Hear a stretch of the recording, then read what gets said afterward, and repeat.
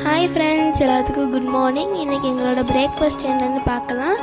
ராகி தோசையும் இஞ்சி சட்னியும் தான் இன்றைக்கி எங்களோட பிரேக்ஃபாஸ்ட். எங்கள் அம்மா ராகி தோசையும் சட்னி எப்படி ரெடி பண்ணாங்கன்றதை பார்க்கலாம். இப்போ இஞ்சி சட்னி ரெடி பண்ணுறது எப்படின்னு சொல்கிறேன். ஃபஸ்ட்டு உளுந்து போட்டுட்டு அது நல்லா ப்ரௌன் ஆனோடனே அதுக்கு இஞ்சியும் மிளகாயும் போடணும். இஞ்சி மிளகாயும் போட்டு நல்லா வதக்கிட்டு அதில் மஞ்சத்தூள் போடணும். மஞ்சத்தூள் போட்டுட்டு வெங்காயம் போடணும். வெங்காயம் நல்லா வதங்கினோடனே பச்சை மிளகா 2, வரமிளகா 2, அதுக்கப்புறம் வதங்கினோடனே தேங்காயும் கருவேப்பிலையும் போட்டுக்கோங்க.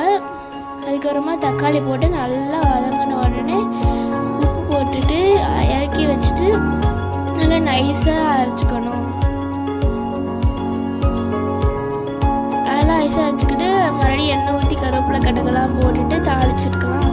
அதுக்கப்புறம் தோசை சுட்டு எடுத்தால் நம்மளோட பிரேக்ஃபாஸ்ட் இன்னைக்கு ரெடி.